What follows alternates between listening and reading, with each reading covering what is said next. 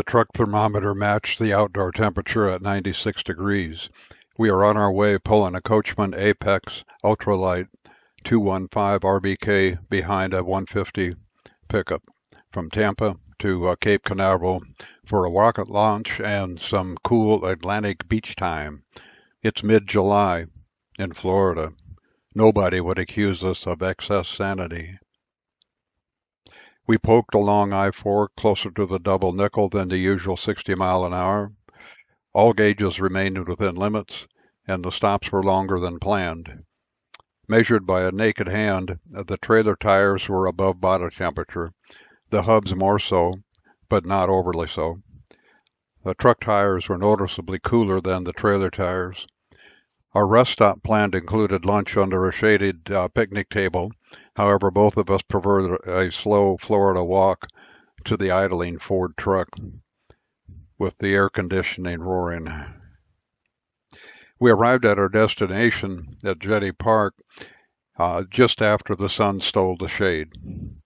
The effort to set up tired us to the point of heat exhaustion, which plagued us the entire 3-day vacation. The heat and humidity overwhelmed our 3/4-of-a-century-old bodies. Something must be done. First on the to-do list was don't camp in Florida during the summer. And second, don't believe the myth that because the Atlantic Ocean is colder than the Gulf of Mexico, the afternoon sea breeze would keep you comfortable. The difference in water temperature from the west coast at Clearwater Beach was 1 degree. Although you're not going to beat the Florida summer heat and humidity, you may be able to mitigate the roar of the AC by insulating your RV windows and maybe some cabinetry, letting the awning out as assumed.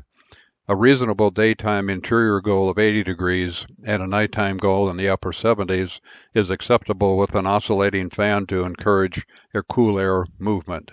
Window insulation. Is it worth the time and the cost?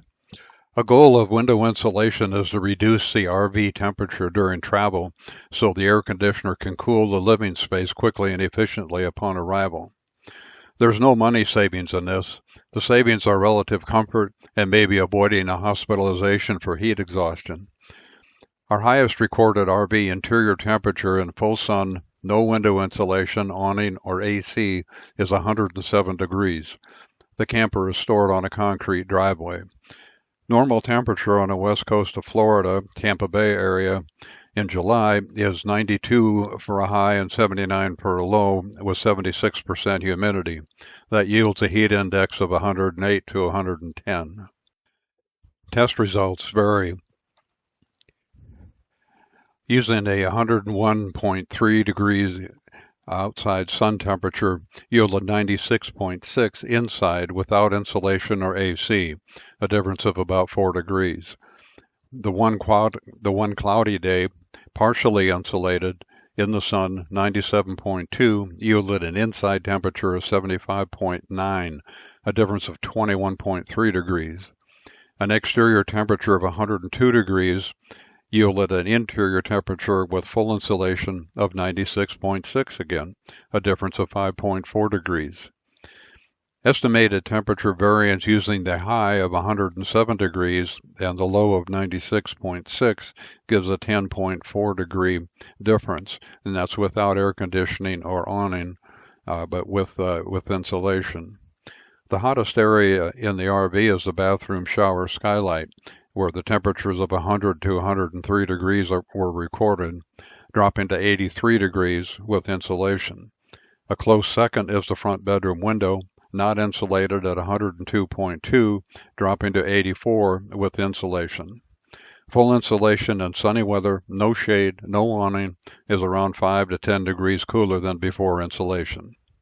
Always wear a mask when cutting insulation. Small particles are released during the cutting process. Seal the edges of the insulation with tape to prevent the fiber insulation things that fall out. Assuming you have the necessary tools, the material is available at any home center and costs about $40 to $50, depending upon how many mistakes you make. The standard AC unit for the 215 RBK Apex Coachman is 13,500 BTU. This is for normal use. For travel in the south, get the optional severe weather unit at 15,000 BTU.